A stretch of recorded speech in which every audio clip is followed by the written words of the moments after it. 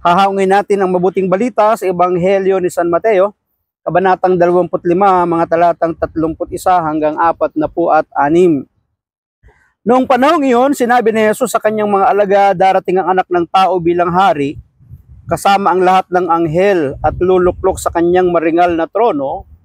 Sa panahong iyon, matitipon sa harapan niya ang lahat ng tao at sasabihin ng hari sa mga nasa kanan, halika kayo, mga pinagpala ng aking ama. Pumasok na kayo at manirahan sa kahariang inihanda para sa inyo mula pa nang likhain ang sanlibutan. Sasagot ang mga matuwid, Panginoon, kailan po namin kayo nakitang nagutom at aming pinakain, o nauhaw at aming pinainom? Kailan po kayo naging dayuhan at aming pinatuloy, o kaya walang maisuot at aming pinaramtan? At kailan po namin kayo nakitang may sakit o nasa bilangguan at aming dinalaw? Sasabihin ng hari, sinasabi ko sa inyo, nang gawin ninyo ito sa pinakahamak sa mga kapatid kong ito, ay sa akin ninyo ginawa.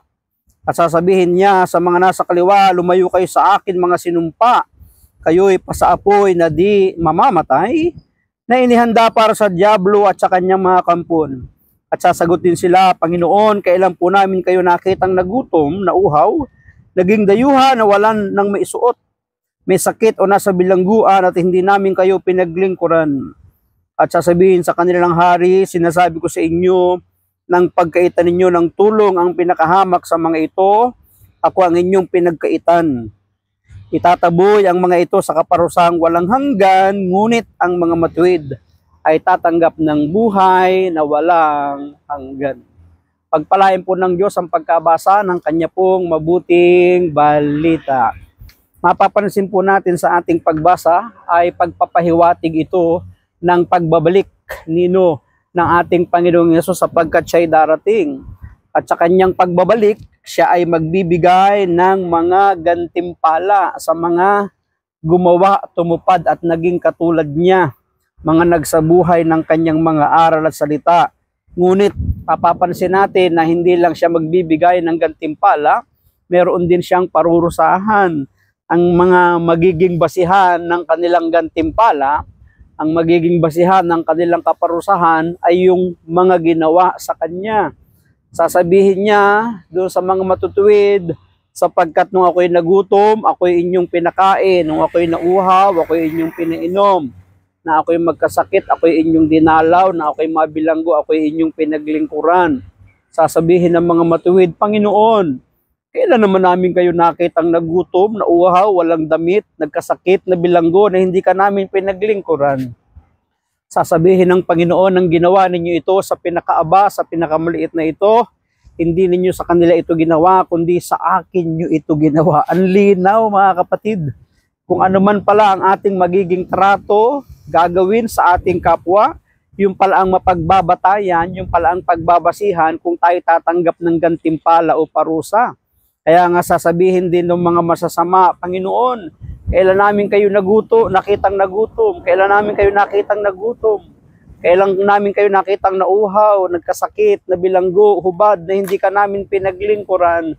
Pareho ang sagot ng Panginoon sa mga matuwid.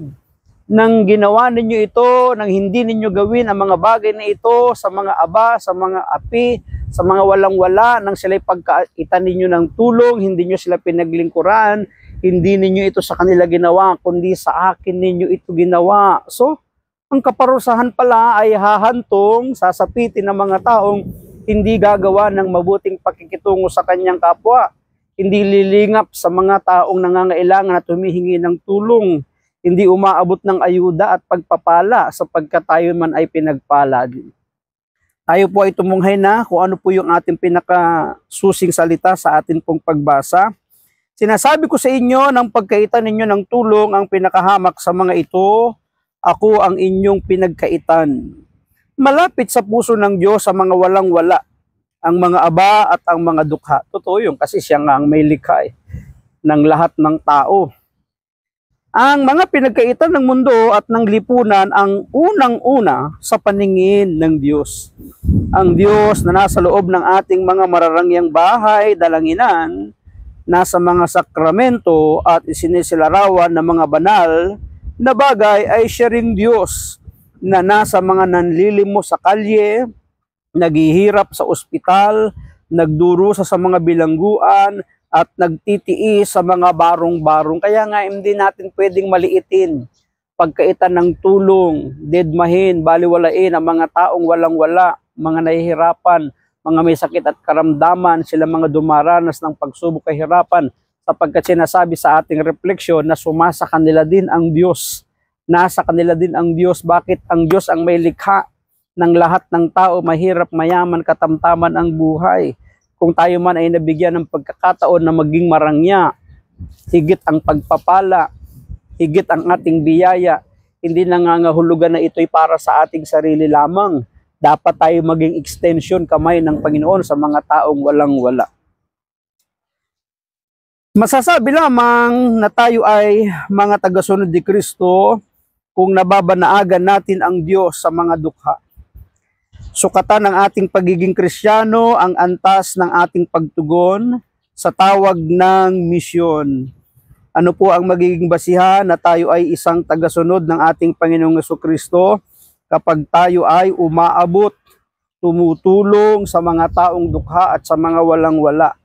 Sukatan ng ating pagiging Kristiyano ang antas ng ating pagtugon sa tawag ng misyon.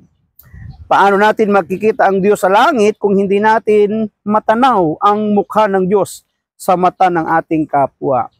Paano daw? Hindi daw natin matanaw ang mukha ng Diyos kung hindi natin makita sa mukha ng mga mahihirap, kung hindi natin titingnan ang mga mahihirap, kung hindi tayo magbibigay ng pansin sa mga wala at sa mga aba, sa mga nagdurusa, sa mga nahihirapan. Paano natin makikita ang Diyos sa langit kung hindi natin matanaw ang mukha ng Diyos sa mata ng ating kapwa? Ito'y tanong na lahat tayo ay dapat sumagot. Masdan natin ang Diyos sa mga naghihirap, samahan natin siya sa mga nagdurusa. Maglaan tayo ng panahon at yaman upang kahit paano ay maibsan ang kanilang kalagayan. Ito'y hamon na rin sa atin pong pagninilay. Ano yung ating hamon? Samahan natin sino? Ang mga nagdurusa. Maglaan din tayo ng panahon. Ano yung ilalaan? Panahon at yaman upang kahit paano ay maibsan ang kanilang kalagayan. So tungkulin pala ng mga nagsasabing sumasa kanila ang Diyos sa mga nagsasabing sila yung mga naglilingkod sa Diyos ang makapag-ibsan o makapagpagaan, makapagbawas ng pagdurusa, paghihirap ng mga tao sa ating kapaligiran. Maraming salamat at pagpalain tayo ng ating Panginoon, ng aking lamang palaging sambit. Hayaan natin ang Diyos ang palagi ang maging Diyos ng ating buhay. Bye-bye and bye-bye.